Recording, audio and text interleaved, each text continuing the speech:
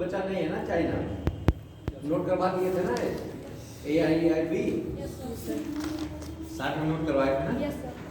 ठीक, चलिए आज पढ़ते हैं भारत अमेरिका संबंध, भारत और संयुक्त राज्य अमेरिका।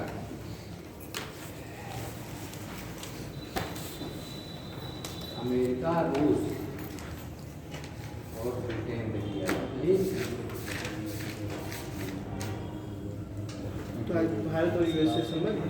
हाँ,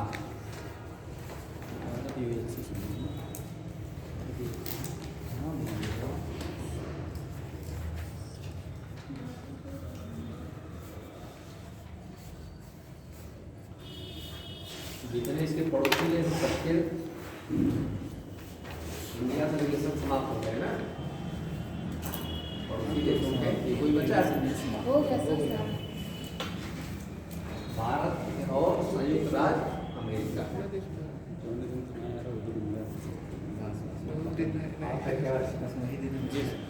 यहाँ से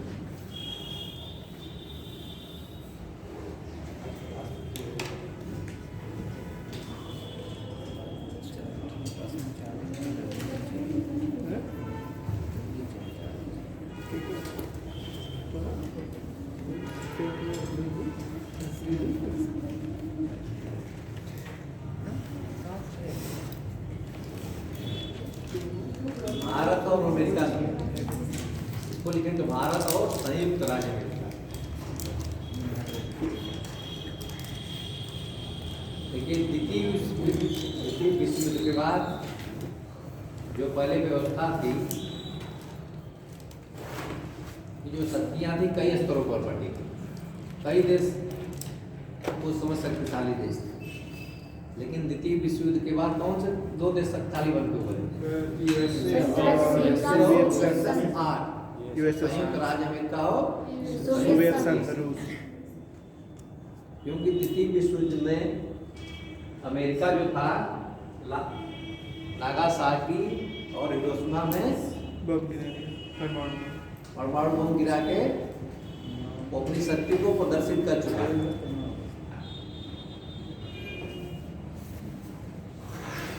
नो करना है जी।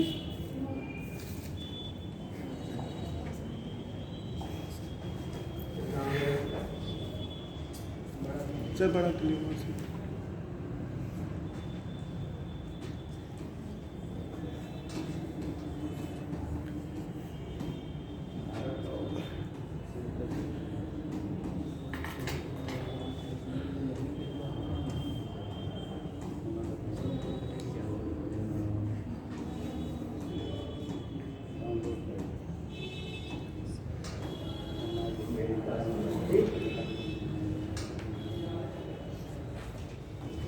द्वितीय विश्व युद्ध के बाद जो विश्व में शक्तियां थी वो दो भाग में बट गई और उसके दो ध्रुव बने, एक तरफ अमेरिका और एक तरफ सोवियत संघ। फिर द्वितीय विश्व युद्ध के बाद कौन सा दौर शुरू होता है? शीत युद्ध। जैसे युद्ध तो नहीं हो रहा था, लेकिन युद्ध की स्थितियां बनी रहती थी, सहमान का खेल और कूटनीति चल रहा था। और उसके ध्रुव कौन थे? एक तरफ रूस और एक तरफ अमेरिका। जितनी शक्तियां थी दोनों के पक्ष में ही जाना चाहती थी, लेकिन भारत जब आजाद हुआ तो भारत ने कैसी रणनीति अपनाई? एक गुटनिरपेक्षता कि हम भारत अपनी राजनीति में, अंतर्राष्ट्रीय राजनीति और अपना जो विदेश नीति का सिद्धांत है उसमें रखा कि हम गुटनिरपेक्ष रहेंगे, सभी देशों से अपने संबंध को अच्छा बनाकर रखेंगे। और जबकि भारत स्वतंत्रता के बाद रूस का स्वाभाविक मित्र बनता गया, जिससे कई ऐसे समझौते हुए और कई स्तरों पर उसने भारत का साथ दिया है। और अमेरिका से स्वतंत्रता के बाद से भारत के संबंध अच्छे नहीं रहे, खासकर पाकिस्तान को लेकर। अमेरिका क्या किया? 1965 की लड़ाई में और 1971 की लड़ाई में, दोनों युद्धों में पाकिस्तान का साथ दिया है। 1965 में तो उसने जो हथियार भेजे थे उसी से हुआ, 71 में भी हुआ, पैंटन जो अमेरिका भेजा था उसी का 1971 की लड़ाई में पाकिस्तान यूज कर रहा था, जिसका भारत के पास कोई जोड़ नहीं था। आप लोगों ने वीर अब्दुल हमीद का नाम सुना होगा। किसका? वीर अब्दुल हमीद जी सर, हाँ। एक सैनिक थे।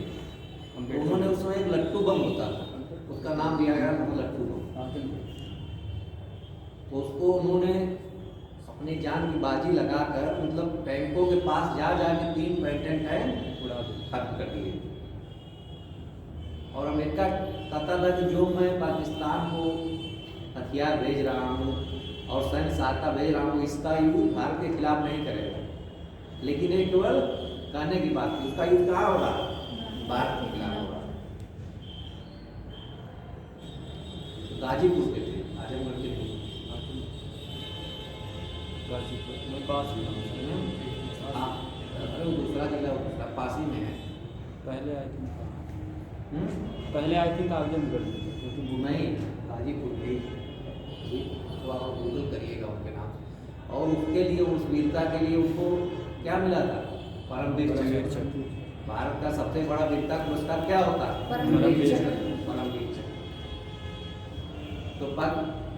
तो हम यहाँ पढ़ रहे हैं अमेरिका और भारत संबंध। तो भारत अमेरिका संबंध पहले अच्छे नहीं थे, मतलब तनाव कारण भारत पर कई बार अमेरिका प्रतिबंध लगाता था। जब हम पढ़ेंगे कि 1974 में जब परमाणु परीक्षण किया, तभी अमेरिका प्रतिबंध लगाया, पश्चिमी देशों से भी प्रतिबंध लगवाया। वो सोचता था कि हम इस क्षेत्र में भारत को अपने साथ लेके रखें। मेन उसकी चीज़ क्या थी कि जो 2 ध्रुव थे उसमें भारत उसके साथ आ जाए। लेकिन भारत ने कैसी रणनीति अपनाई? गुट निरपेक्षता की। और जब भारत ने चीन को मान्यता दिया था, साम्यवादी चीन को मान्यता दिया, चीन संबंध पढ़ रहे थे ना, तब भी अमेरिका उससे, अमेरिका को बीच थी। अमेरिका चीन को बाद में मान्यता दिया, पहले मान्यता नहीं दे रहा था क्योंकि चीन से उसकी प्रतिद्वंदिता है। जब भारत ने चीन को भी मान्यता दे दिया तो अमेरिका का रोष और बढ़ गया। और हमें एक संधि है, CTBT संधि, NPT संधि। इन संधियों पर भारत, इसको आगे पढ़ेंगे भी बताते हैं, भारत ने हस्ताक्षर नहीं किया।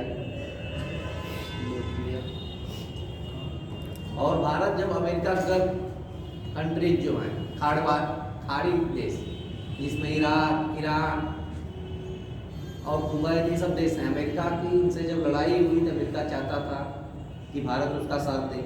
लेकिन भारत अपनी कूटनिरपेक्षता और सह-अस्तित्व की नीति पर कायम रहते हुए मतलब बीच का रास्ता अपनाया कि हम अगर गलत है तो गलत को गलत कहे कि सही को सही कहे। इससे भी अमेरिका भारत से जीतता था, उसकी जो थी। अब भारत के संबंध कब थोड़े अच्छे होने शुरू हुए? 1971 के पाकिस्तान 62 की लड़ाई के समय थोड़े से सही थे। क्यों? क्योंकि उसमें जॉन एफ कैनेडी वहाँ के राष्ट्रपति थे। जब चाइना भारत से युद्ध कर रहा था तो भारत के प्रधानमंत्री, तत्कालीन प्रधानमंत्री जवाहरलाल नेहरू ने उस समय उनसे मदद मांगी कि वे चाइना पर एयर स्ट्राइक करें अमेरिका।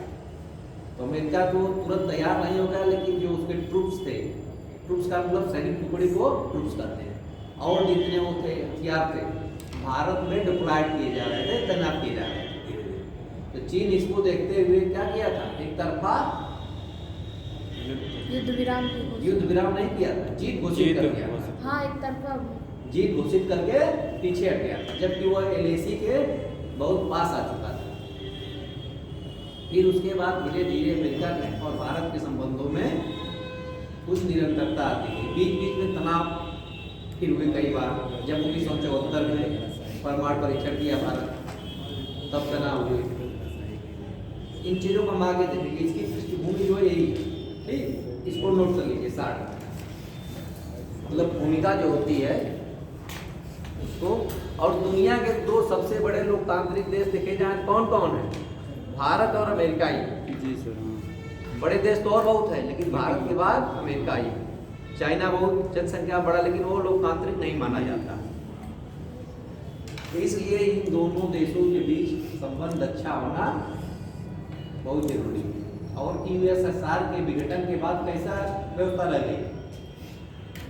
एक जुड़ी व्यवस्था हो गई। एक हो गया। ये 2005 में जो समझौता हुआ था, परमाणु समझौता, उसके बाद से भारत अमेरिका संबंध और सुधरे हैं। जो 5 में समझौता हुआ था, लेकिन उस पर हस्ताक्षर कब हुए थे? 2008 2005 में तत्कालीन प्रधानमंत्री मनमोहन सिंह की जब सरकार थी, तो उस समय 2005 में एक परमाणु समझौता हुआ था। उस परमाणु समझौते में क्या था कि भारत परमाणु समझौता समझौता कर लिया, तो इसको जो एनएसजी ग्रुप होता है, नेशनल सप्लायर ग्रुप, जो यूरेनियम का और चीज का, न्यूक्लियर चीज़ों का, तो उसको भारत को मिलने लगे।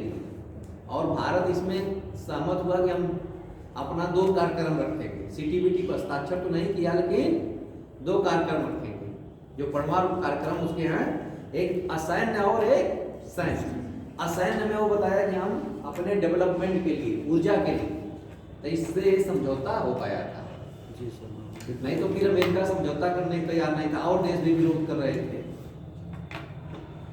तो भारत ने उनको आश्वासन दिया कि हम अपना सैनिक जो परमाणु कार्यक्रम उसको अलग रखेंगे, असैनिक कार्यक्रम जो जनता कल्याण के लिए, ऊर्जा के लिए, अन्य चीज़ों को करते हैं, इसको अलग रखेंगे। तो यहाँ तक आते आते जैसे पृष्ठभूमि बता रहे हैं, इसमें भारत अमेरिका के संबंध अच्छे हो गए। इसके बाद बराक ओबामा भारत आए। एक बार वो गणतंत्र दिवस पे मुख्य अतिथि भी थे। तो फिर भारत और अमेरिका के राष्ट्राध्यक्षों की नियमित एक दूसरे के देशों में यात्राएं होती रही और समझौते हुए। एक 2+2 समझौता है, उसको आगे बताएंगे। उसी समझौते के तहत ही 2+2 समझौता हुआ। इसमें नोट करिए, 2+2 समझौता एक बात पूछ लिया पीसीएस में, क्या है? क्वेश्चन में पूछा था कि भारत अमेरिका समझौतों में 2+2 समझौता क्या है, तो हम अभी बताएंगे आपको, वहाँ पूछेंगे। नोट करिए, 2+2 नहीं, इसकी जो हमें ऐतिहासिक पृष्ठभूमि। अभी मैं पूरी चीज को मतलब 60 में आता है बताने, उस चीज को बताना। इसे कोई संबंध पढ़ाया जाता है तो उसकी भूमिका होती है, बैकग्राउंड होता है। अब क्वेश्चन कहीं भी आप लोग लिखना शुरू करिए, कोई भी बीए कर रहे हैं, एमए कर रहे हैं, किसी चीज पर कम से कम 4-10 लाइन इस चीज को बनाना चाहिए। भूमिका जिसको कहते हैं, इंट्रोडक्शन। अगर आपको किसी का कोटेशन दोनों के बीच में याद है, कोटेशन का मतलब स्टेटमेंट, उससे शुरू कर सकते हैं। तो इससे क्या होता है कि आप जो क्वेश्चन लिखेंगे अन्य लोगों की अपेक्षा आपका क्वेश्चन टीचर कितना देखता है, 2-4 मिनट कॉपी चेक करने को मिलता है, उसी में उसको तो 20 पेज 25 पेज तो पूरी चीज़ आपको पढ़ेगा नहीं उसमें। लेकिन जब कॉपी चेक होती है तो जहाँ गलतियाँ रहती हैं वहीं कलम रुकती है, वो दिख जाती है। हम लोग देख जा रहे हैं तो जहाँ लड़का देखें कि अच्छा कहाँ गलत है तो वहीं दिख जाएगा।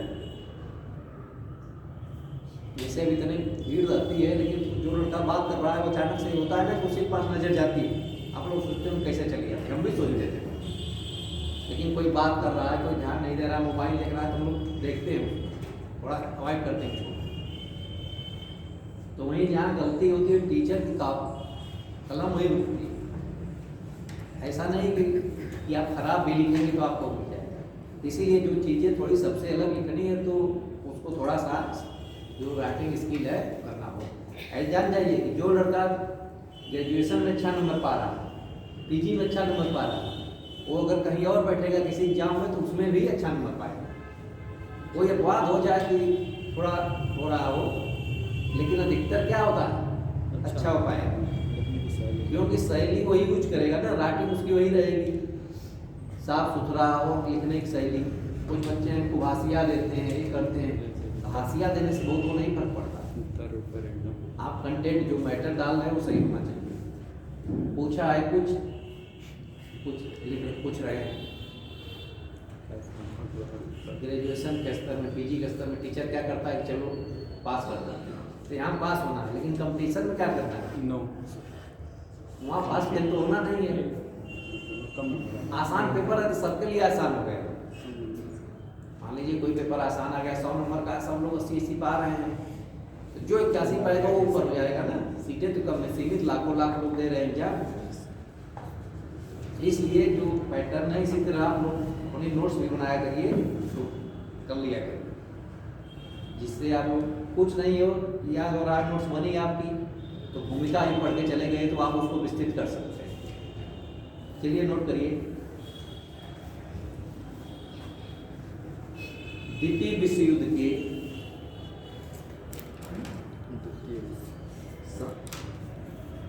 समाप्ति के बाद विश्व में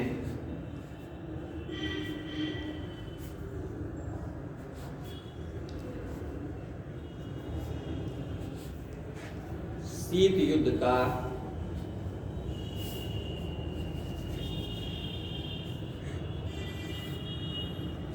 दौर शुरू हुआ है। शीत युद्ध को जन्म दिया, शीत युद्ध का दौर शुरू हुआ और विश्व को दो गुटों में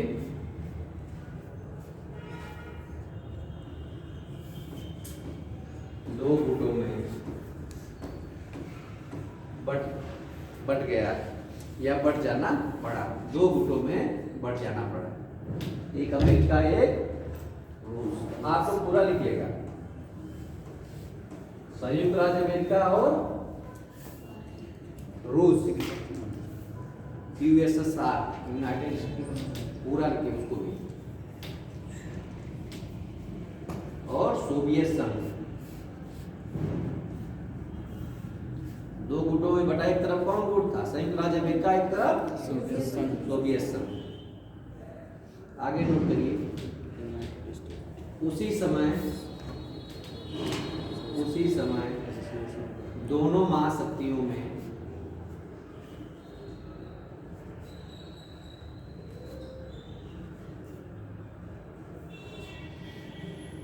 शीत युद्ध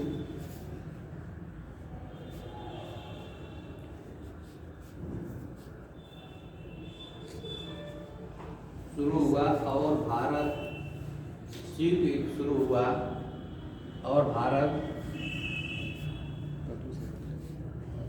ब्रिटेन के उपनिवेश से ब्रिटेन के उपनिवेश से हाँ स्वतंत्र होकर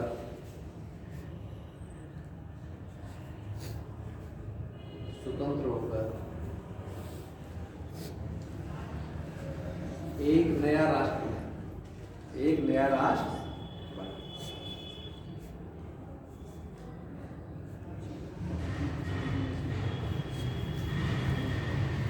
देखिए, जब द्वितीय विश्व युद्ध कब हुआ था, 1947 से 47 तक, लगभग उसी समय हो गया ना। भारत स्वतंत्र कब हुआ, 1947। उसके बाद शुरू हो गया था दोनों देशों की महाशक्तियों के बीच शीत युद्ध। लगभग उसी समय भारत स्वतंत्र हुआ ब्रिटेन के उपनिवेश से। तो भारत, इसके बाद भारत ने क्या रणनीति अपनाई, भारत दोनों महाशक्तियों में शामिल न होकर गुट निरपेक्ष की नीति अपनाई। इसको नोट करिए। भारत ने उस समय निर्णय लिया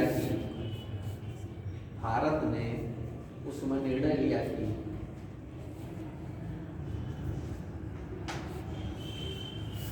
वह किसी गुट में शामिल न होकर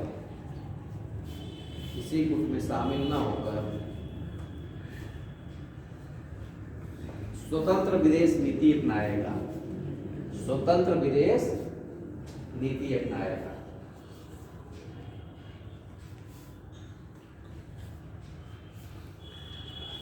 स्वतंत्र विदेश नीति अपनाएगा।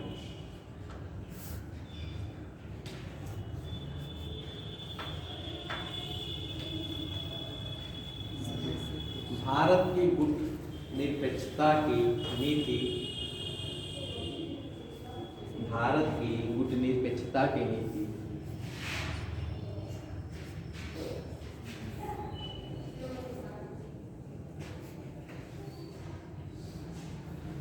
इसी निर्णय का परिणाम थी।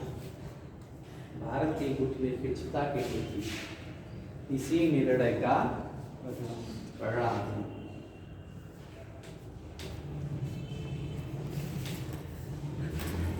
इस निर्णय के तहत भारत ने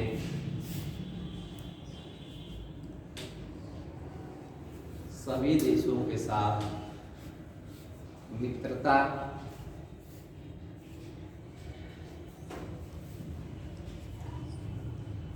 करने का निर्णय लिया। मित्रता करने का निर्णय लिया।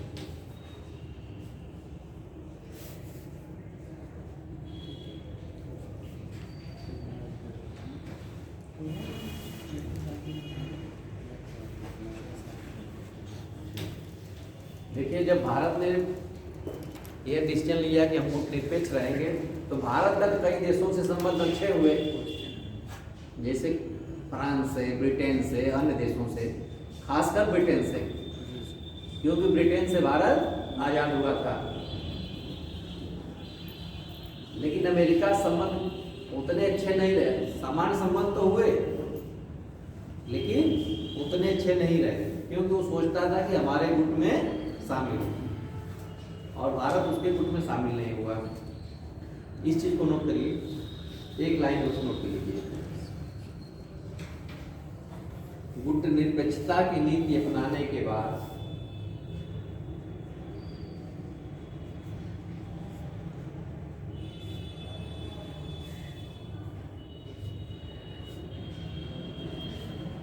भारत के संबंध ब्रिटेन से अच्छे हुए,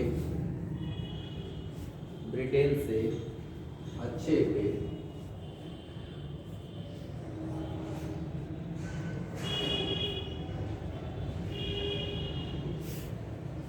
बल्कि विश्व की दोनों महाशक्तियों,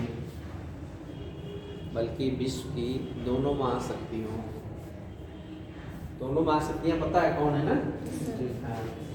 दोनों महाशक्तियों के साथ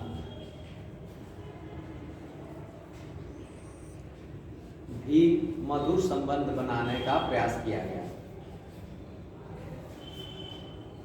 मधुर संबंध बनाने का प्रयास किया।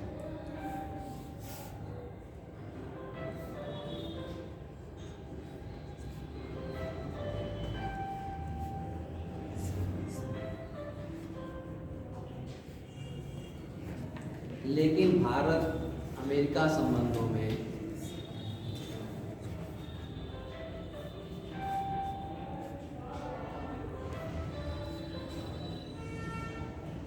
उतार चढ़ाव आते रहे। भारत अमेरिका संबंधों में उतार चढ़ाव आते रहे।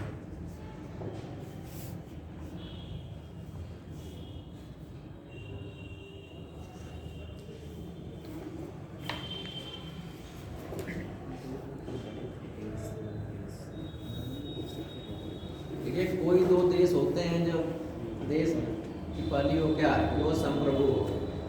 कोई देश संप्रभु है, अगर वास्तव में संप्रभु तो किसी देश का पिछलग्गू नहीं बनेगा। तो भारत के साथ अमेरिका से संबंध जो उतार चढ़ाव होते थे, इसी कारण होते। अमेरिका सोचता था कि जो हम नीति बनाए या जो हमारा कहीं भी ह्यूमन में मतदान हो रहा है, चाहे कुछ हो रहा है, खाड़ी देशों को हमला करना और कुछ करना, भारत उसका साथ। लेकिन भारत क्या करता था? भारत हर मुद्दे को अपने विदेश नीति के माध्यम से देखता था कि हमारे लिए अच्छा है या बुरा है। इस कारण भारत अमेरिका संबंधों में कई बार उतार चढ़ाव आते हैं। आगे नोट करिए, सन 1962 की भारत चीन की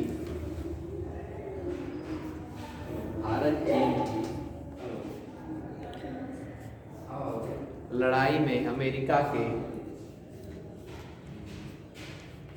संबंधों में, भारत चीन की लड़ाई में, भारत अमेरिका संबंधों में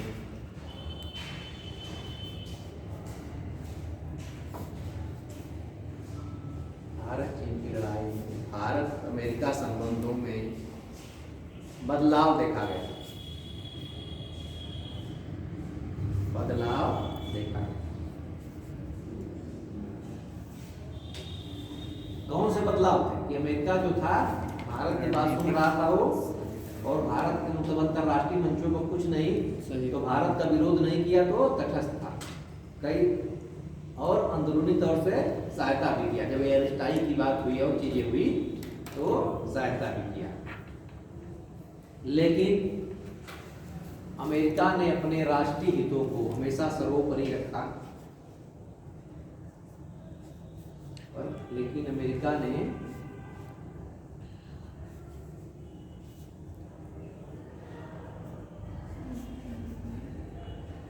अपने राष्ट्रीय हितों को हमेशा सर्वोपरि रखा, जिससे भारत अमेरिका संबंधों में कई बार तनाव देखा गया। भारत अमेरिका संबंधों में कई बार तनाव देखा गया।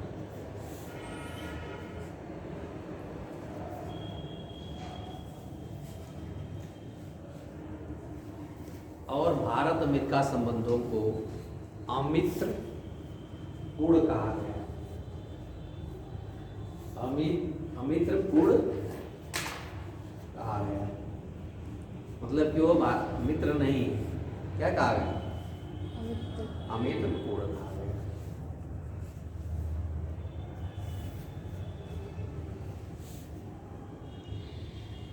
ये हो गया इसकी पृष्ठभूमि, मतलब लेके वहां से जब से सुधार हुआ और यहाँ तक इसके पहले 62 के पहले कैसे संबंध है भारत और अमेरिका के? अमित्रपूर्ण। कई विद्वानों ने कहा कि ये संबंध जो है मित्रतापूर्ण नहीं। अब हम अगला देखते हैं, शीत युद्ध के समय भारत अमेरिका संबंध। शीत युद्ध के समय भारत अमेरिका संबंध।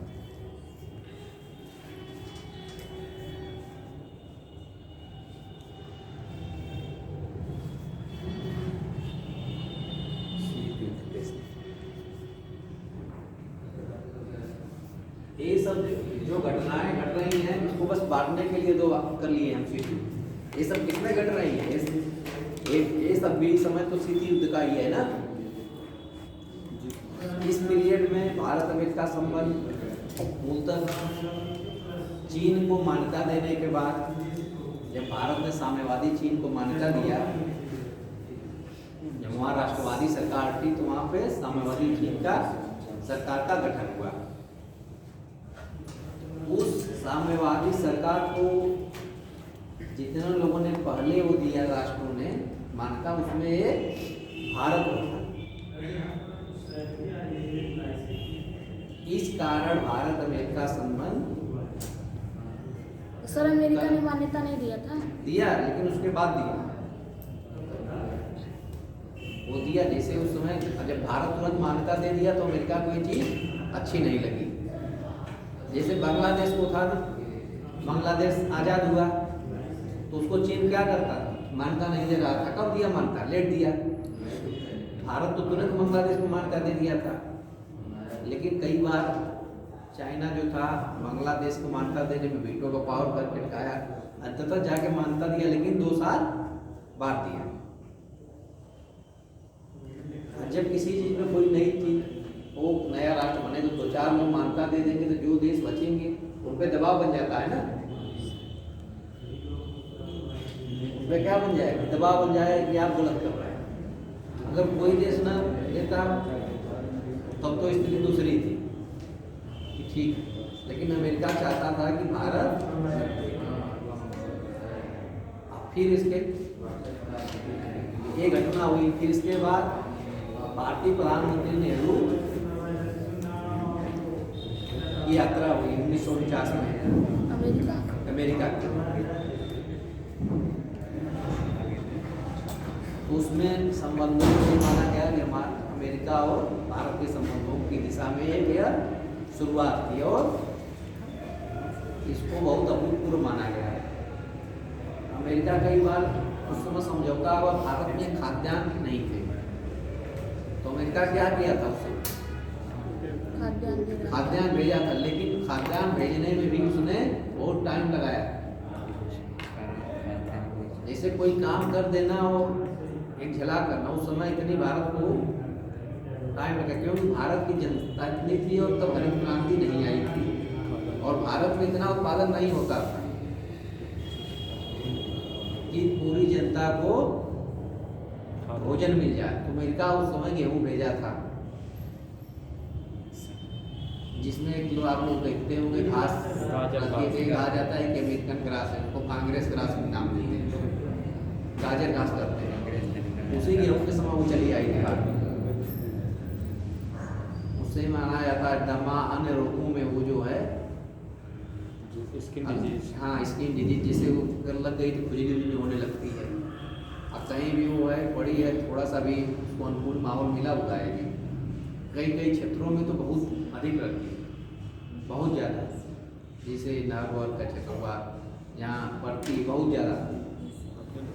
उसको कितना वो करिएगा, इसको भी माना जाता है जो कृषि विशेषज्ञ हैं कि इसको एक चार के साथ या धोखे के साथ जानबूझ के भेजा गया,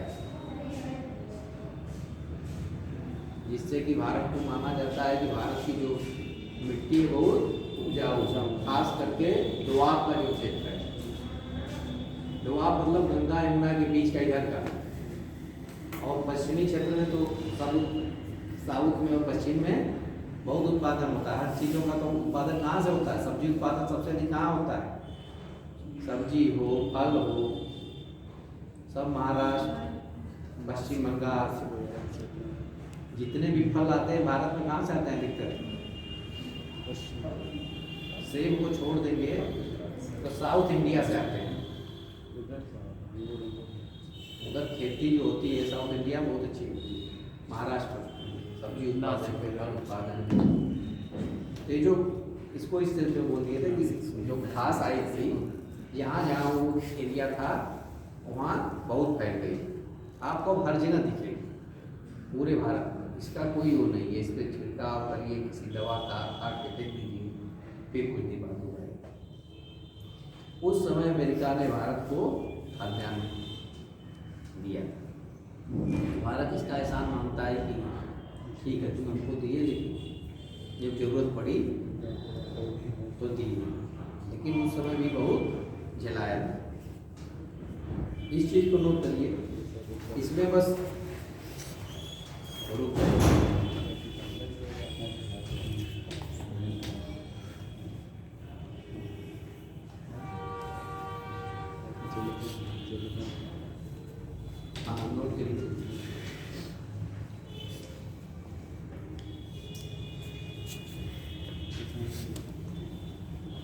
स्वतंत्र भारत का उदय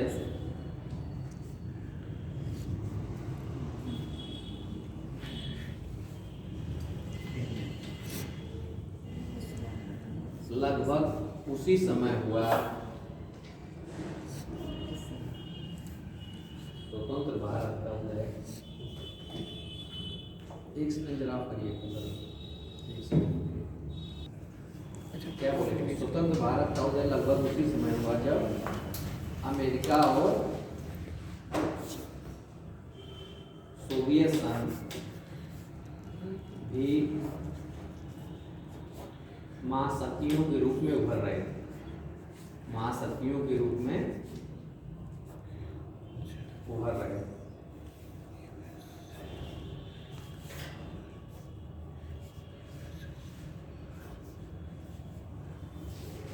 इन दोनों देशों को अपने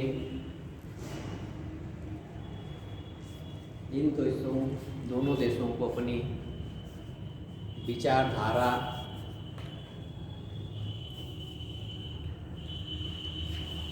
सामाजिक व्यवस्था में विचारधारा और सामाजिक व्यवस्था में अपनी विचारधारा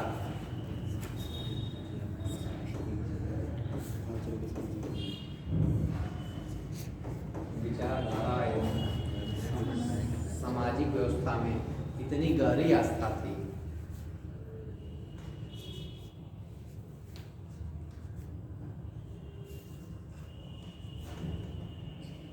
कि दोनों एक दूसरे को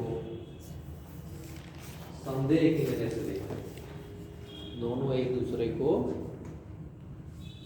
संदेह की नजर से देखते, क्योंकि अमेरिका की विचारधारा दूसरी और रशिया की दूसरी विचारधारा है। दोनों एक दूसरे को संदेह की नजर से देखते हैं। अतः दोनों ने पृथक अपने लिए पृथक गुट का निर्माण किया या पृथक गुट स्थापित किया, पृथक गुट स्थापित किया। जैसे जो अमेरिका की तरफ चले गए उनको माना गया कि वो अमेरिका की विचारधारा पूंजीवादी विचारधारा, और भारत में कौन सा विचारधारा अपना है? समाज। इसमें समाजवाद में देखिए ये तो माना जाता है कि हम लास्ट आदमी प्लेस करेंगे, इसमें सरकारी और पब्लिक और प्राइवेट दोनों को मिला के अर्थव्यवस्था का ही होता है। लेकिन अमेरिका में कौन सी नीति अपनाई? जो अभी वहाँ राष्ट्रपति का चुनाव जीते हैं डोनाल्ड ट्रंप, ये बहुत बड़े पूंजीवाद के पोस्ट है। ये उनको राष्ट्रपति बनने के बाद अभी देखिए चीज़ें चेंज हो जाएंगी, कहीं वीजा पॉलिसी चेंज हो जाएगी, कहीं कुछ चेंज होगा, रुपया कमजोर हो, रुपया से कमजोर हो ही रहा है तो पहले से। पूंजीवाद व्यवस्था जो होती है उसको क्या दिखता है? पूंजी बनाना, कैपिटलिज्म। किसी भी तरह से हमको उदारीकरण जब आया तो भारत में इसीलिए उसको विरोध उसका किया गया। ये भी क्या लाएगा? पूंजीवाद को लाएगा। और ये धीरे धीरे चीजें चेंज होती उनको पता नहीं लगेगा। आज देखिए 5 साल पहले कितनी महंगाई थी, आज कितनी दिख रहा है? बहुत। 5 साल बाद देखिएगा कितनी बढ़ेगी।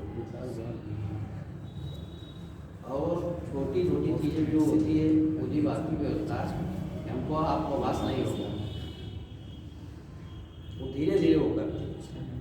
सबसे बड़ी पूंजी प्राइवेटाइजेशन और उसका मोबाइल रिचार्ज को आप लोग देख सकते हैं।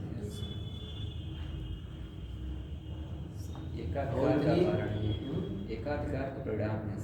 एकाधिकार का परिणाम ही है आज का उसका प्राइवेटाइजेशन का है। एकाधिकार तो और कंपनियां, लेकिन उनको सब कुछ मिल नहीं रहा उतना, और हम आप मजबूर होके जिस भी कंपनी का किसी भी क्षेत्र में हम बेहतर सुविधा पाएंगे वो करेंगे। आदमी को इतना कर दिया गया है ना कि तो थोड़ा सा भी मोबाइल चला रहा, अगर डाटा न मिले तो कहेगा अच्छा चलो तुरंत हम कन्वर्ट करते हैं। कभी कभी आप लोग मोबाइल चलाते रहिए, एकदम ख़त्म हो जाता है डाटा, लगता है कि क्या करना है, कहाँ से लेना होता है ना, नहीं होता है, नहीं होता पहले, बहुत अच्छी बात है पहले होता था, लेकिन ऐसा होता है अक्सर, हमारे साथ तो होता है। वाईफाई के लिए कई लोग पढ़ नहीं आते, जैसे कोई देख रहे हैं मोबाइल, ये सब किन चीज़ों का एक लत लगा सकते हैं, लत, ये सब पूंजीवादी व्यवस्था का ही होगा। इसमें मूल सब जो चुकाना होता है, कौन चुकाता है कर सब कुछ, उपभोक्ता चुकाएगा। दाम बढ़ेगा, बीच वाले व्यापारी भी है, उसको क्या होगी, दाम बढ़ा। आप लोग इकोनॉमिक्स पढ़ेंगे, करापात कराघात, इसमें लास्ट में करापात और आघात किस पे होता है? उपभोक्ता पे होता है। अप्रत्यक्ष कर जो ये सब हो रही चीज़ें, इसके हम लोग उपभोक्ता, हम लोग वही ऐसे। चलिए आगे बढ़ते हैं, कहाँ बता रहे थे?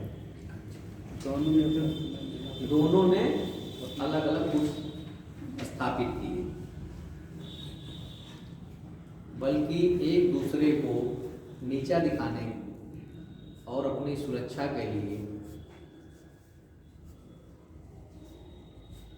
उनकी तो विचारधारा अलग ही थी, एक दूसरे को नीचा दिखाने और अपनी सुरक्षा के लिए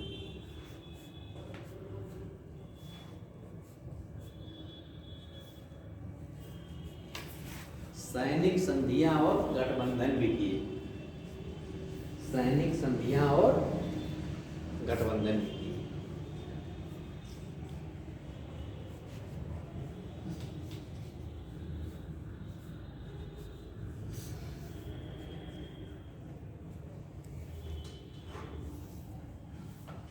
इसे नाटो अमेरिका का बना ना, जी सर। इसी तरह रसिया कौन सा बनाया? Warsaw Pact. ये दोनों मतलब अपने देशों को मिला के, जो इनके विचारधारा के थे और जो इनके साथ थे, उनको मिला के क्या किया?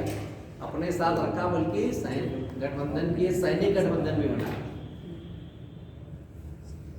इसको नोट नहीं करा रहे, पहले दिन हम जब भारतीय विदेश नीति पढ़ा रहे थे तभी नोट करवाए थे, हमको याद है कि अमेरिका की तरफ से नाटो और यूरोपीय देशों की तरफ से बना और अन्य देश इसकी तरफ से वार्सा पैक्ट। ये सब सैनिक संगठन भी अपना अलग अलग बनाए। अभी अफगानिस्तान में घटना घटी है तो वहाँ नाटो के सैनिक थे ना, जब वहाँ से लौटने लगे अमेरिकी सैनिक और नाटो के सैनिक, तब वहाँ से फिर अराजकता फैली है। तो भारत इस गुट में भी अपने को शामिल नहीं किया, न किसी सैनिक गुट में। नोट करिए आगे इसी को, भारत ने किसी भी गुट में अपने को शामिल नहीं किया।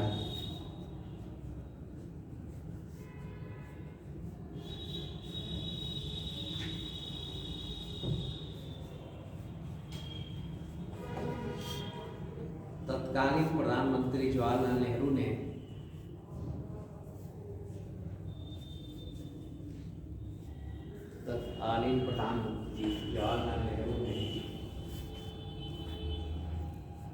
सभी देशों के साथ मित्रता की नीति अपनाई,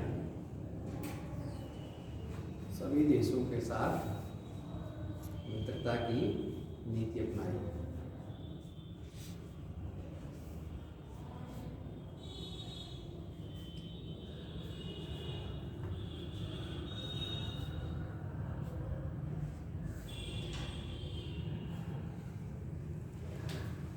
देखिए इस पीरियड में उत्तर शीत युद्ध काल में भारत की जो प्रतिबद्धता थी रसिया के साथ बढ़ती गई। जैसे रसिया से संबंध अच्छे होते गए, कई समझौते और जो द्विपक्षीय वार्ताएं या और यात्राएं होती सब होती रही, लेकिन अमेरिका से इन समय संबंधों में उतार चढ़ाव होते रहे, खासकर पाकिस्तान और चीन को लेके,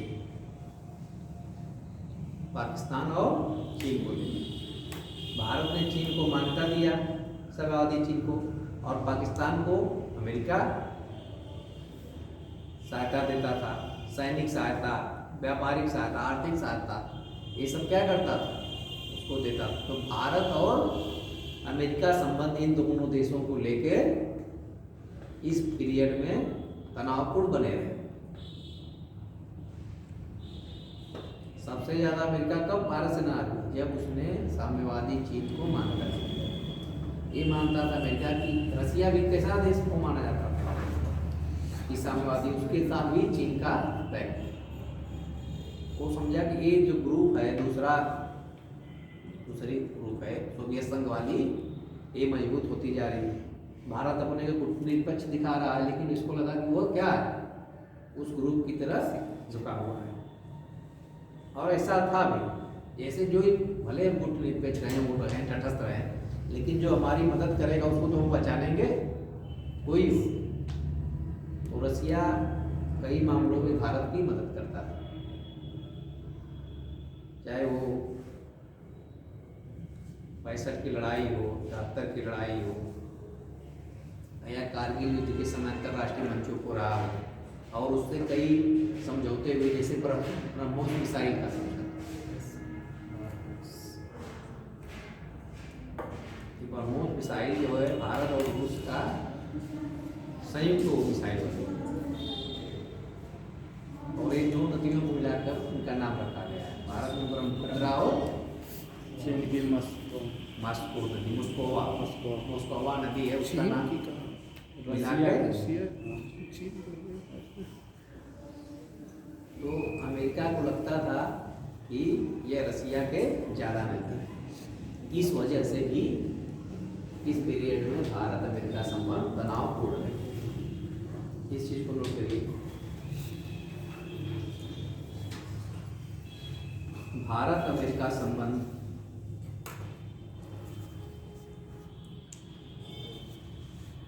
तीन देशों पाकिस्तान, चीन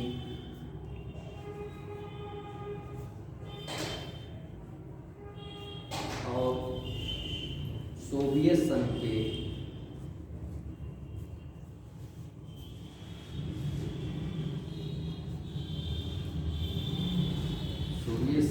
संबंधों का स्वरूप, सोवियत संघ के संबंधों का स्वरूप के साथ परिवर्तन होते रहे। मतलब इनके साथ जैसे घटनाएं होती थी, भारत अमेरिका संबंध भी इस पीरियड में परिवर्तित होते थे, जैसा स्वरूप इन तीनों देशों के संबंधों के स्वरूप के अनुसार परिवर्तित होते रहे या परिवर्तन होते रहे।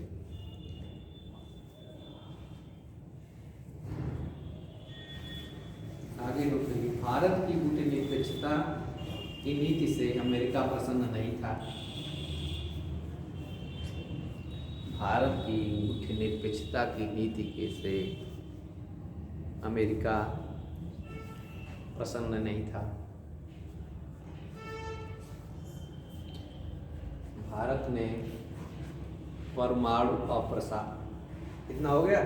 जी सर। भारत ने परमाणु अप्रसार संधि पर हस्ताक्षर नहीं किए। परमाणु अप्रसार संधि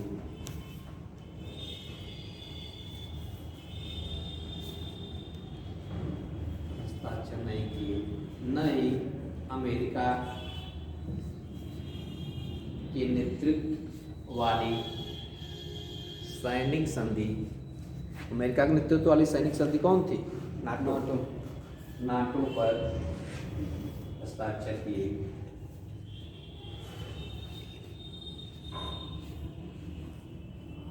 जिससे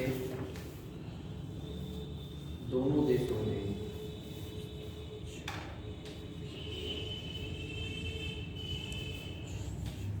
तनाव और बढ़ा।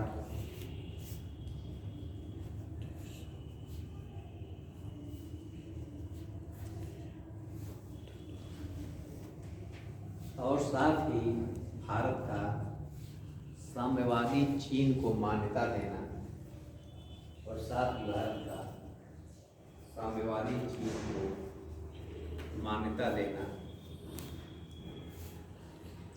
अमेरिका को पसंद नहीं आया। अमेरिका को साम्यवादी चीन को मान्यता देना अमेरिका को पसंद नहीं आया।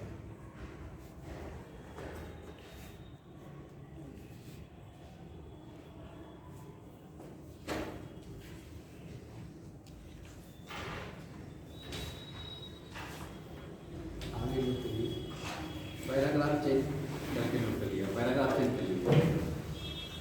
1950 के दशक में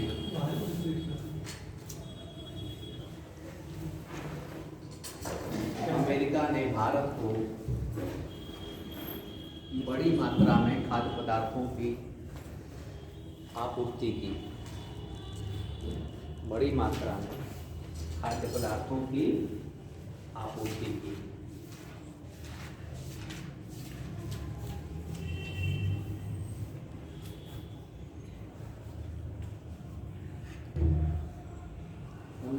में तत्काल 1949 में नेहरू, पंडित जवाहरलाल नेहरू अमेरिका की यात्रा पर गए थे।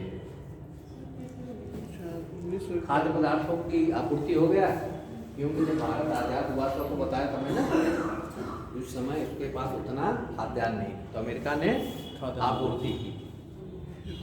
हो गया इतना। 1949 में पंडित नेहरू जब अमेरिका की यात्रा अमेरिका की यात्रा पर गए, अमेरिका में इनका भव्य स्वागत हुआ। अमेरिका में इनका भव्य स्वागत हुआ।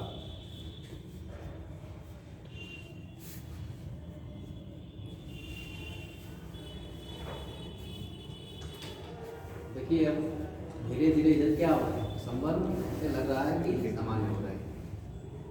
फिर ऐसी कई घटनाएं घटेंगी कि दोनों देशों के संबंध ऐसे हमेशा उतार चढ़ाव है। आगे इसे हम पढ़ेंगे। 1951 से 1954 तक भारत अमेरिका संबंध सामान्य में अच्छे रहे, लेकिन 1956 में सुएज नदी का राष्ट्रीयकरण होने लगा।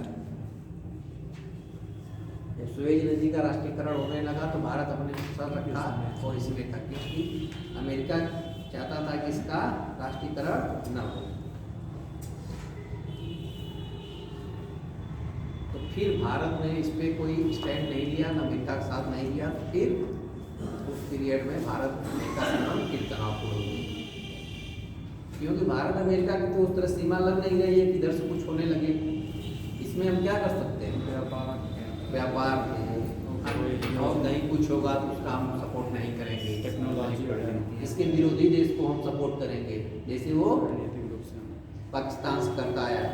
और अमेरिका की चलती तो चीन को भी सहायता करता भारत, लेकिन उसका बड़ा दुश्मन चीन। भारत से बड़ा दुश्मन किसको मानता है? चीन को मानता है। अगर अमेरिका कोई वर्तमान समय में अगर टक्कर दे रहा है तो कौन है विश्व? चीन। चाहे हर क्षेत्र में यहाँ तक कि चीन टक्कर क्या दे रहा है, कई क्षेत्रों में अमेरिका पछाड़ चुका है। टेक्नोलॉजी हो, उत्पादन हो, खाद्य पदार्थों का या किसी भी चीज़ का, खेल हो। अब तक आप लोग ओलंपिक का देखते होंगे, जितने खेल होते हैं उसमें सबसे ज़्यादा गोल्ड मेडल कौन जीतता है? China, America. लेकिन इधर ट्रेंड बदला है 4-5 ओलंपिक से, धीरे धीरे उसको बहुत ज़्यादा कौन टक्कर दे रहा है? चाइना दे रहा है। तो ये सब चीज़ें दिखाती हैं कि हर जगह उसको अगर टक्कर दे रहा है तो चाइना उसकी जल्दी तो चाइना को भी करता है, लेकिन भारत से बड़ा दुश्मन उसका वो मानता है। और भारत से उसका ऐसा कुछ नहीं है। भारत की विचारधारा उसकी विचारधारा बहुत, भारत में भी धीरे धीरे अब क्या हो गया समाजवाद के बाद पूंजीवादी व्यवस्था आ रही है ना। पूंजीवादी व्यवस्था ऐसा नहीं है कि घोषणा होती है, वो अपने आप ऐसा बाजारवाद आ जाता है मार्केट में, जिसमें चीज़ें होती हैं कि भोक्ता विलासता की वस्तुओं में मनुष्य ज़्यादा ध्यान देने लगता है। और वैश्वीकरण के बाद ये चीज़ें भारत में आने लगी। जो आप देखेंगे आप लोग इस समय क्या किसी भी देश को एक दूसरे देश पे व्यापार करने पे इस तरह प्रतिबंध नहीं लगा सकता। बहुत करेगा तो टैरिफ बढ़ा देगा, कोटा बढ़ा देगा, क्वालिटी ये सब कर देगा। अपने देश के सामान को कुछ समय के लिए रोक देगा, ये भी हम नहीं भेजेंगे। लेकिन जो इस समय माना जाता है ग्लोबल विलेज की अवधारणा है, इसमें पूंजीवाद को रोका नहीं जा सकता। ये हर जगह पहुँच चुका है, हमारे आपके घर तक पहुँच चुकी है। मोबाइल वही काम करती है चाहे कोई हो, लेकिन एप्पल की मोबाइल आपको दिख रही है ना, यहाँ भी दिख रही है। बहुत लड़के लोग एप्पल की मोबाइल लेके आ रहे हैं, तो स्टेटस सिंपल हो गया। ये क्या है? दिखावा, पूंजीवाद का ही वो असर है। मोबाइल तो वही काम करेगी जो सामान घर जाती होती है, मोबाइल तो काम वही करेगी ना। लेकिन व्यक्ति जब अपनी ज़रूरतों जितनी ज़रूरत है उसका ज़्यादा हिस्सा इन चीज़ों को खर्चा करने लगे, ध्यान जाइए कि ये पूंजीवाद का आर्ट। आप पहले क्या था, व्यक्ति की जितनी ज़रूरत रहती है उस पर खर्च करता था, उसको देखो। अब मार्केट में जो पैसा का आदान प्रदान है वो मुद्रा फ्लो वो बढ़ गया। अब गवर्नमेंट ये चाहती है कि कोई पैसा बैंक में न रखे, उसका फ्लो रहना चाहिए मार्केट में। ये फ्लो रहेगा तब क्या होगा, आर्थिक विकास होगा कहीं न कहीं। इसीलिए ऐसी नीतियाँ लाई जाती हैं कि लोग अपना पैसा निकाल के कोई कार्य करें। ये हो गया शीत युद्ध के समय भारत अमेरिका। ठीक, इस चीज को कहाँ तक नोट कराए थे कि आपूर्ति की थी ना। अमेरिका में इनका भव्य स्वागत है सर। नेहरू जी का स्वागत है।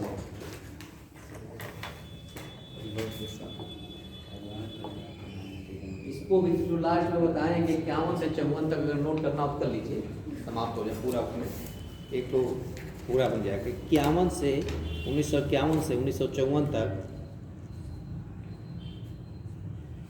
भारत अमेरिका संबंध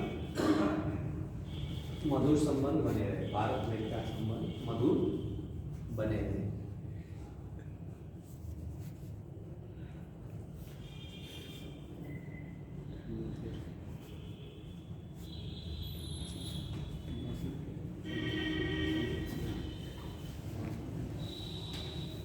और दोनों में भी संबंधों में कब आए तक स्वेज नहर के राष्ट्रीयकरण के समय। अब हम देखते हैं भारत अमेरिका संबंध में पाकिस्तान, जैसे भारत अमेरिका संबंध और पाकिस्तान की क्या भूमिका है, पाकिस्तान की वजह से भारत अमेरिका संबंधों पर कैसे असर हो रहा है।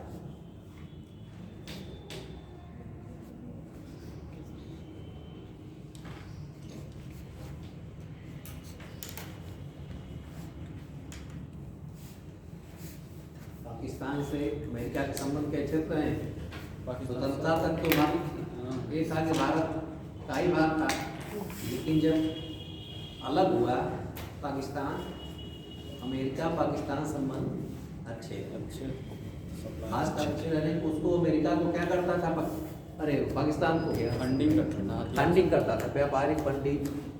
फिर उसने सैनिक साजो सामान और हथियार उसको बहुत ज़्यादा उपलब्ध कराए। और उसने जब किया तो भारत विरोध करता था कि आप इसको इतना करा रहे हैं, हमारा पड़ोसी देश है। तो अमेरिका क्या करता था कि इन चीज़ों का, इस सैनिक का, उसका जो है भारत के खिलाफ यूज नहीं होगा, इनका प्रयोग भारत के खिलाफ यूज नहीं होगा। और जो हम कर रहे हैं फंडिंग है पाकिस्तान की गरीबी दूर करने के लिए, और जो परमाणु हथियारों के संबंध में उससे समझौते कर रहे हैं, सब कर रहे हैं, किस लिए कर रहे हैं, जन कल्याणकारी कार्यों के लिए कर रहे हैं। जबकि वास्तव में ऐसा नहीं था।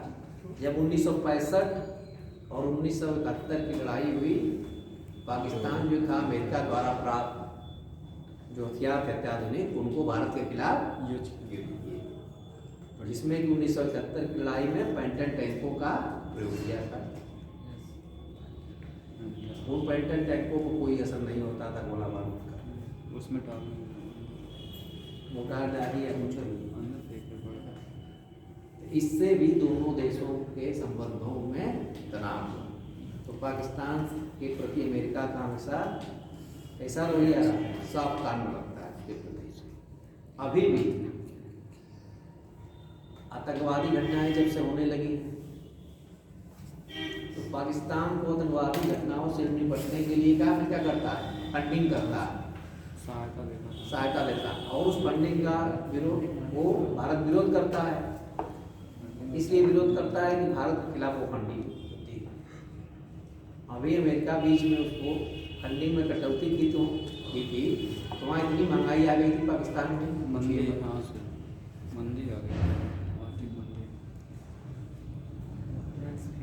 बहुत रोजमर्रा की जरूरत की जो चीज़ें थी बहुत महंगी मिलने लगा। और अमेरिका इसलिए उसको फंडिंग करता है कि ये आतंकवाद के विरुद्ध लड़ेगा।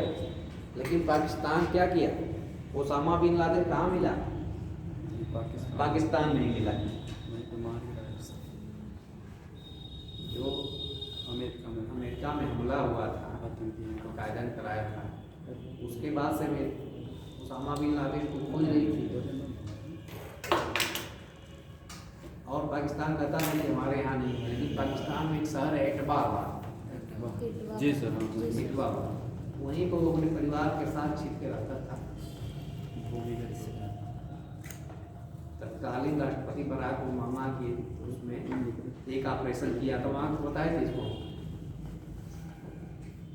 फिर बता रहे हैं कि एक वहाँ की नेवी की जो शाखा है सील कमांडो, उनकी अगुवाई में उन्होंने इस ऑपरेशन को किया था, सफल बनाया था। वो पहुँच के मतलब वहाँ तक पहुँच गए थे, इतना गुप्त रूप से हो रहा था कि उनको खुद नहीं पता लगा, पाकिस्तानी खुफिया एजेंसी और जो वहाँ के सैन्य अधिकारी हैं कुछ उनको खुद पता नहीं लगा, क्योंकि पहले से ही कुछ अमेरिकी फौजें वहाँ थी। इन्होंने जब वो करके उसको मार के, और ये इतना गुप्त था कि बराक ओबामा खुद उसको देख रहे थे, पूरे उसको ऑपरेशन का वो देख रहे थे। जब उन्होंने घोषणा किया कि हाँ उसामा बिन लादेन मारा गया, उतने लोग मारे गए, तब उनको पता लगा। कहने का मतलब है कि वो तो उनके लिए फंड दे रहा है कि आतंकवाद को समाप्त करेंगे, लेकिन वो क्या कर रहे हैं, बढ़ावा दे रहे हैं, खास करके भारत में। जी सर, पड़ोस में 1999 की लड़ाई में वो एक तरह की घुसपैठ थी, कारगिल युद्ध। कारगिल युद्ध में पूरे घुसपैठिए आ गए थे, फिर लड़ाई हुई, पाकिस्तान की हार हुई। अब तक माना जाता है कि पाकिस्तान भारत से 2 युद्ध हारा है, वैसे तो 3 युद्ध हो गया कारगिल में, लेकिन वो उसमें क्या था, उन्होंने घुसपैठियों को भेज दिया था आतंकवाद, पीछे से उनको पाकिस्तानी सेना बैकअप कर रही है। फिर 2003 में संसद भवन पर हमला हुआ, बड़े हमले, छोटे छोटे हमले तो बहुत होते थे। 2008 में मुंबई हमला हुआ, मुंबई हमला हुआ तो उसमें 10 पाकिस्तानी नागरिक आए थे, 10 पाकिस्तानी आतंकवादी आए थे ना मुंबई के रास्ते समुद्री रास्ते, और उसमें 9 मारे गए थे, 1 पकड़ा गया। भारतीय सैनिक चाहते तो उसको भी मार देते, लेकिन उसको गवाह के तौर पे दिखाने के लिए कि हम अंतर्राष्ट्रीय मंचों पर पाकिस्तान को बेनकाब करें। अजमल कसाब नाम का एक आदमी पकड़ा गया ना, अंत में उसको पूरी प्रक्रिया के तहत उस पर अभियोग चला, केस दर्ज हुआ, उसको स्वीकार कराया गया, सब कुछ किया और उसको फांसी की सजा दी। उस समय चाहते तुरंत मार देते, लेकिन पाकिस्तान क्या करता है, कहता कि हमारे यहाँ के नहीं।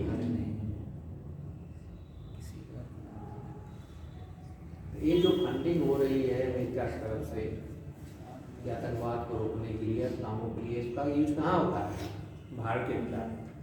ये जो फंडिंग है और अमेरिका पाकिस्तान संबंध है, इससे लेके भारत अमेरिका संबंधों को लेके बनाम होता है। जरूर करिए।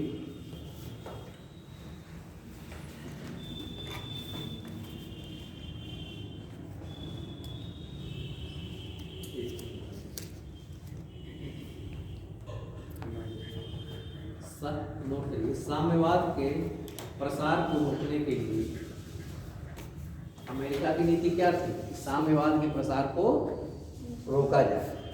साम्यवाद के प्रसार को रोकने के लिए अमेरिका ने कई संधियां की।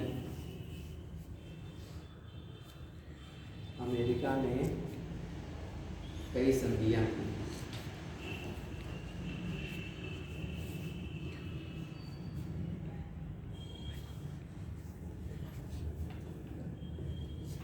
इसी बीच 1954 में अमेरिका ने पाकिस्तान के साथ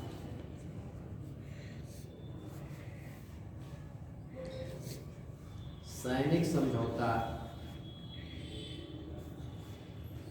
पाकिस्तान के साथ सैनिक समझौता करके बड़े मात्रा में हथियार आपूर्ति की, बड़े मात्रा में हथियार आपूर्ति की।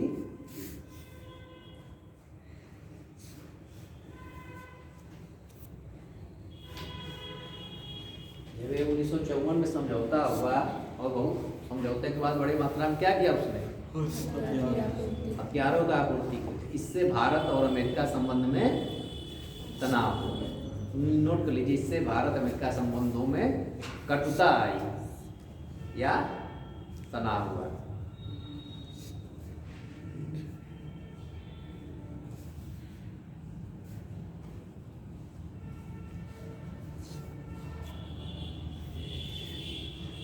और पंडित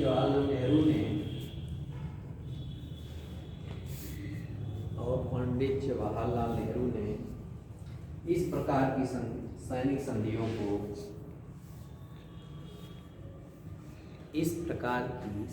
संधियों को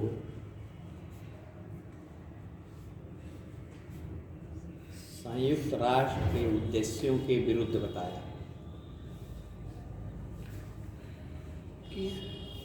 संयुक्त राष्ट्र के उद्देश्यों के विरुद्ध बताया।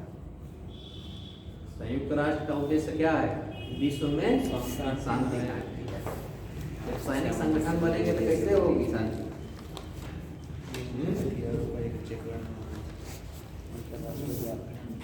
हो गया?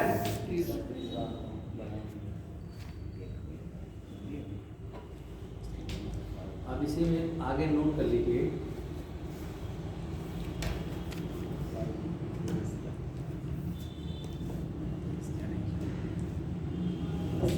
अमेरिका ने क्या कहा कि जो मैं पाकिस्तान को हथियारों की आपूर्ति कर रहा हूँ, ये किसके लिए? साम्यवाद के प्रसार को रोकने के लिए।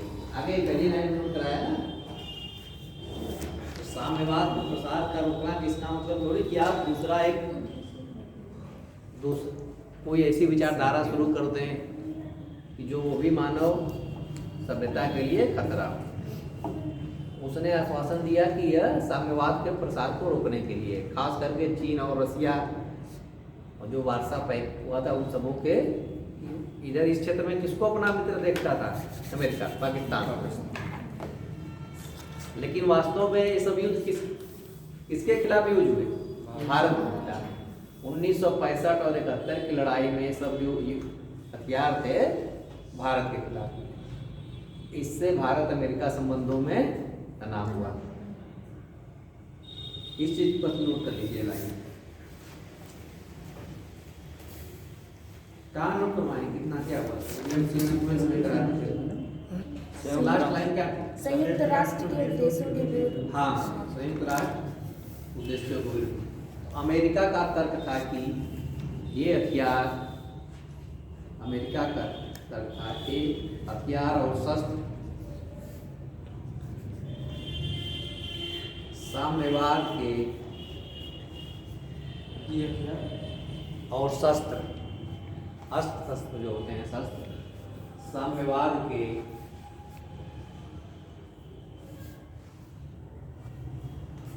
विरुद्ध किया जाएगा।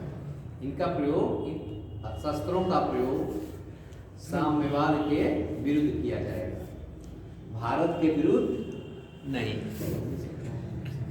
भारत को आश्वासन दिया कि इसका प्रयोग किसके विरुद्ध किया जाएगा? साम्यवाद, भारत के विरुद्ध नहीं। लेकिन व्यवहार में इनका प्रयोग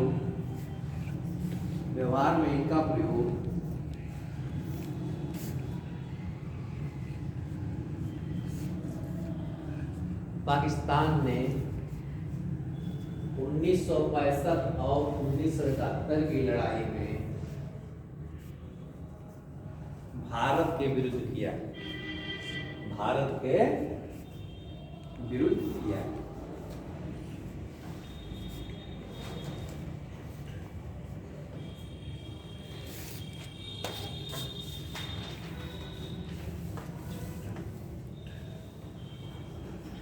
ये हो गया भारत अमेरिका संबंधों में पाकिस्तान का क्या रोल है और पाकिस्तान अमेरिका संबंध का क्या रोल है।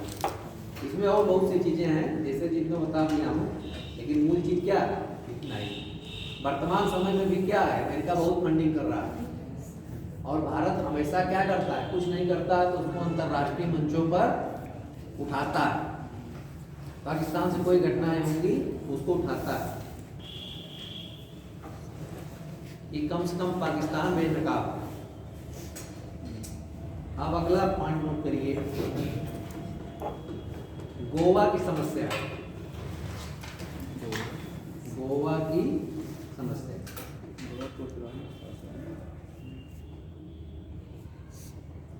देखिए, इसमें क्या हुआ, इस समय भी भारत अमेरिका संबंधों को लेके तनाव हो गया। गोवा पर किसका अधिकार था, पुर्तगालियों का, और पुर्तगालियों का उपनिवेश था गोवा। 1961 में आजाद हुआ जी सर। और पुर्तगाल जो था नाटो का सदस्य था, मेंबर था।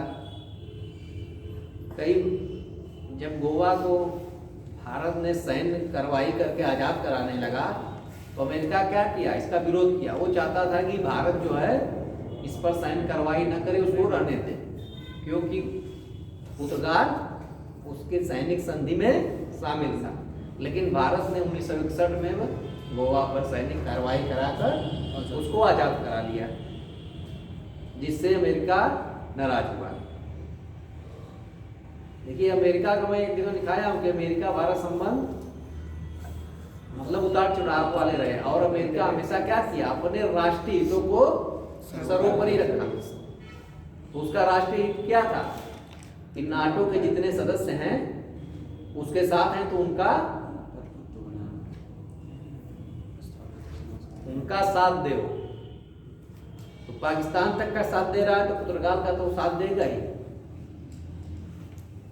तो इस पीरियड में भी गोवा के कारण भी अमेरिका और भारत संबंधों में तनाव हुआ।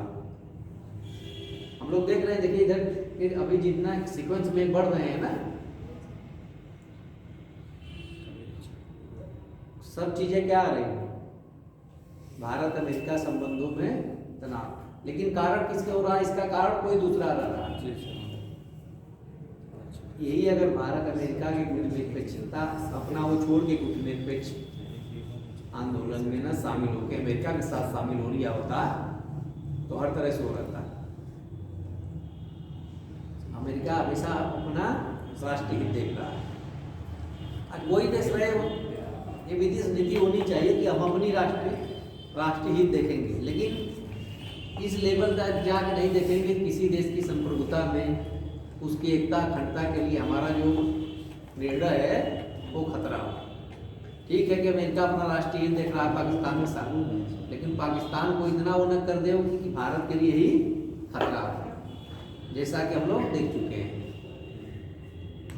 और पुर्तगाल वाली समस्या में तो कोई वो नहीं था, बस उसको इसलिए पुर्तगाल को करता था कि वह नाटो का सदस्य है, और भारत ने सैनिक कार्रवाई कराकर उसको आजाद करा दिया। तो इससे भी अमेरिका भारत से नाराज हुआ। बस एक लाइन इसको नोट कर लीजिए, गोवा समस्या।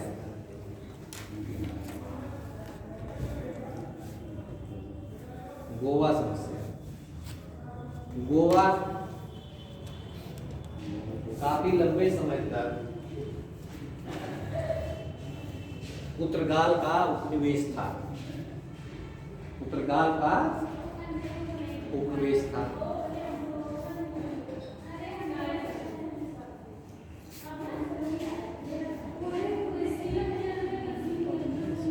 स्वतंत्रता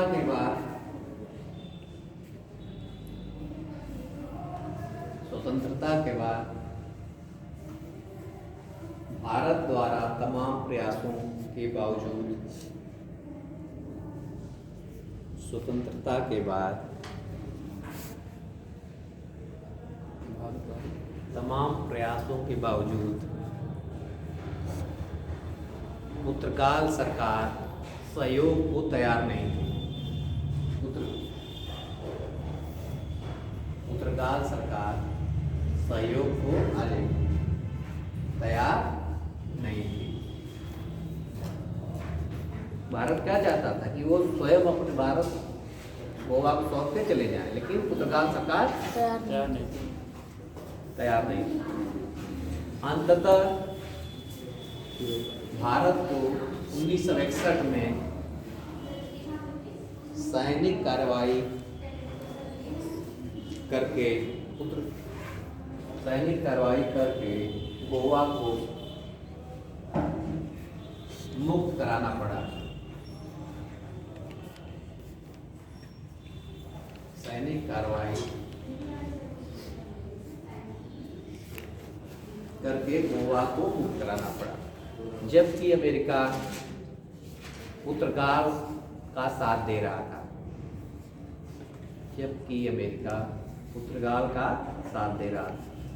क्योंकि पुर्तगाल नाटो का सदस्य था।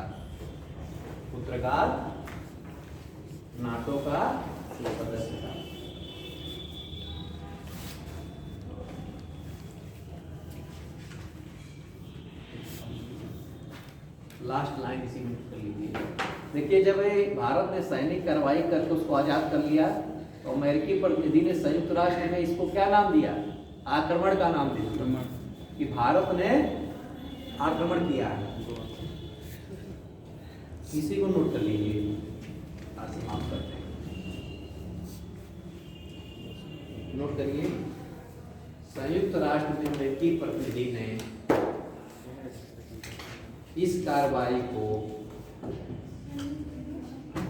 संयुक्त राष्ट्र में अमेरिकी प्रतिनिधि ने इस कार्रवाई को आक्रमण की संज्ञा दी या आक्रमण का नाम दिया।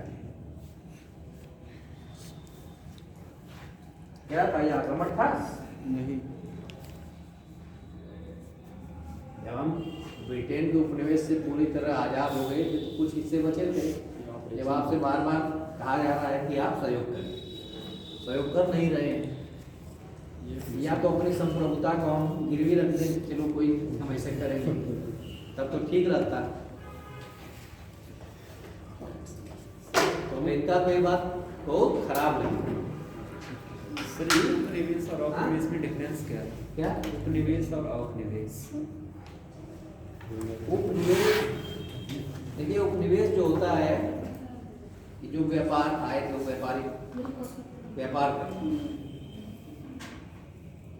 और हमारे यहाँ करने लगे। औपनिवेश हमको लगता है आपको बहुत क्लियर इसका अंतर पता नहीं है, कल बताएंगे कि जो उपनिवेश कर दिया जाए। औपनिवेश कर रहे हैं ना, उसकी इंग्लिश क्या उपनिवेश की? उपनिवेश आई थिंक सर व्यापार के साथ साथ प्रशासनिक भी कार्य करते हैं। नहीं, वो तो आए थे उपनिवेश, इसलिए कहा जाता है कि ब्रिटेन आया था भारत पे और अन्य जगहों पे व्यापार करने। और भारत में जो है आप पढ़ेंगे 1600 और जब आए थे सब उपनिवेश ही। चार्टर में चेंज होता होता 1833 का चार्टर, 1858 का चार्टर, इनके माध्यम से वो भारत पर धीरे धीरे भारत के शासन में भारत को उसमें होने लगे। लेकिन उनका मेन क्या था? व्यापार। और इसमें खास करके 1833 का चार्टर और 58 का, ये सब चीज़ें जब आई तब वो हमारे प्रशासनिक कार्यों को करने लगे। चलिए हम कल बताते हैं। औपनिवेश